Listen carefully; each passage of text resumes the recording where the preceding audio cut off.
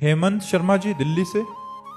राधे राधे महाराज जी। महाराज जी, ऐसा जीवन कैसे जिए कि मृत्यु के समय कोई पछतावा ना हो? ये तो अभ्यास बचपन से कराया जाए, या अभी जितनी आयु व्यतीत हो गई अब संभाल लो। हर श्वास में नाम जप करो, श्वास श्वास सुमिरन करे तो दुविधा रहे न कोई। अगर प्रत्येक श्वास में प्रिया प्रीतम का नाम जप किया जाए, प्रभु का नाम जप किया जाए, तो वही अभ्यास अंतिम समय आ जाएगा। और अंतिम समय भगवान का स्मरण हो तो मृत्यु महोत्सव हो गई, फिर पछताए की जरूरत नहीं है। और भगवान का भजन जीवन में किया नहीं, कोई सोचे अंतिम समय से भगवान का स्मरण आ जाए तो असंभव। जीवन में पापाचरण किए हो तो अंतिम समय वही पापाचरण के अनुसार चिंतन होगा और दुर्गति हो जाएगी। तो इसलिए वर्तमान के समय को भजन में लगाते हुए व्यतीत करें। पता नहीं कौन सी श्वास हमारी मृत्यु वाली श्वास हो, आखिरी श्वास हो। अपने लोगों को क्या पता कि किस समय हमारा शरीर छूट जाएगा। इसलिए प्रत्येक श्वास में भगवान का नाम जप करो, और अंतिम समय भगवान का स्मरण आ जाए तो मरने का पछतावा नहीं रहेगा। आवागमन से मुक्त हो जाओगे, जीवन धारण करना सार्थक हो जाएगा, मृत्यु महोत्सव हो जाएगी। नितिन तिवारी जी। महाराज जी, कोई भी मनुष्य में शिष्य की योग्यता कैसे और कब प्राप्त होती है? शिष्य तो बनने की योग्यता बस इतनी जरूरी है, और तो सब गुरु कृपा से प्राप्त हो जाएगा, इतना जरूरी है। ये जानते हो मुद्रा किसकी है? आत्मसमर्पण की।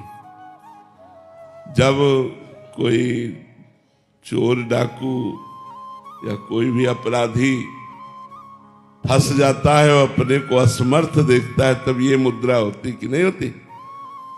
हाँ, ये मुद्रा होती आत्मसमर्पण की। तो हम केवल गुरु को आत्मसमर्पण कर दें। गुरु कुम्हार है, शिष्य मिट्टी है। गुरु शिष्य रूपी मिट्टी के, जैसे मिट्टी में कड़ापन होता है ना, तो कूट कूट के महीन किया जाता है। ऐसे शिष्य में जो अहंकार होता है, वो अपने शासन के द्वारा, आदेशों के द्वारा उसके अहंकार को नष्ट करते हैं। कृपा से उसे जैसा चाहते हैं वैसा बना देते हैं।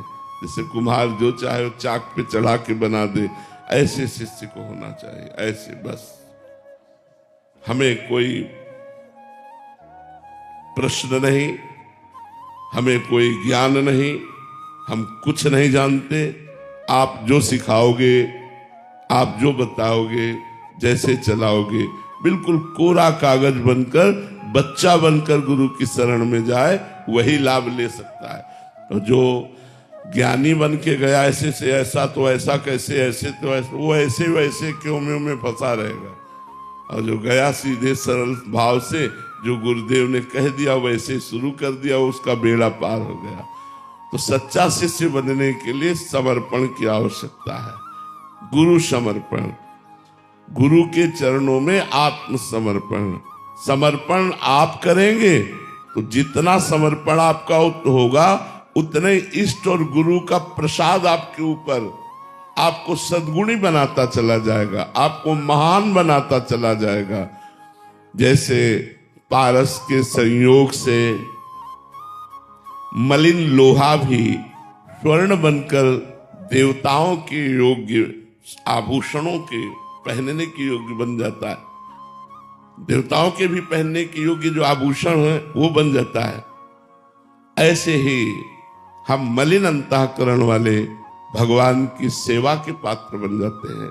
हम भगवान की सेवा करने का अधिकार प्राप्त कर लेते हैं। भगवान नाम, भगवत गुण, भगवत महिमा, ये सब गुरुदेव के प्रसाद से हमारे हृदय में जागृत हो जाती है। नाम चलने लगता है भगवान को। अब जैसे कल एक शब्द वायुकोटि महाबला, अब घंटों इसी का चिंतन होता, ओहो हमारे भगवान इतने बलवान है। एक वायुपुत्र हनुमान तो कोई जोड़ नहीं त्रिभुवन में। हनुमान जी का जोड़ है कोई? हनुमान जी का जोड़ नहीं कोई। और वायुपुत्र हनुमान, तो वायु कितने बलवान होंगे? वायु कोटि महाबला, करोड़ों वायुओं जैसा बल भगवान रखते हैं। ऐसे भगवान के हम दास हैं। हमारे भगवान सर्वज्ञ महाबली, कितना हृदय में आनंद होना चाहिए। मैं ऐसे भगवान का दास हूं जो सर्वज्ञ है, सर्वत्र है, सर्वशक्तिमान है और मुझे प्यार करता है। तो भगवान का चिंतन, भगवान के गुण, भगवान की महिमा, भगवान से प्रेम, ये सब गुरुदेव प्रदान कर देते हैं। हमें केवल आवश्यकता है गुरुदेव के चरणों का आश्रय कोरा कागज बन कर लेने। कोरा कागज बनकर कोई नहीं आता, सब लिखे पढ़े पूरी रजिस्टर बना होता है। ऐसा तो क्यों फिर क्यों मैं इसी में लगे रहते हैं। जो बोला उसे श्रद्धा से स्वीकार कर लिया और चल दिया तो उसे भगवत प्राप्ति हो गई। भगवत प्राप्ति गुरु कृपा से होती है। तो गुरु चरणों का आश्रय दैन्य भाव से ले लेना, यही शिष्य का परम कर्तव्य है। शेष दैवी संपदा और भागवतिक सद्गुण ये तो गुरुदेव की कृपा से उसके हृदय में जागृत हो जाएंगे। महाराज जी, एक और बात देखी जाती है कि जब नए नए आते हैं तो बहुत ज्यादा समर्पण होता है, फिर धीरे धीरे समय के साथ और समर्पण बढ़ना चाहिए तो वो कम होने लग जाता है। इसके क्योंकि हृदय नहीं समर्पित हुआ ना, इसीलिए उन भाई ने पूछा था तो हमने कहा मन सबसे ज्यादा कीमती वस्तु मन। तो मन तो दिया संसार को और तन ला के कहा कि हम थोड़ी देर के लिए आपकी शरणागत हैं। और मन संसार में है तो शरणागति रंग नहीं लाती, वो फिसलते फिसलते फिर वही पहुंच जाते।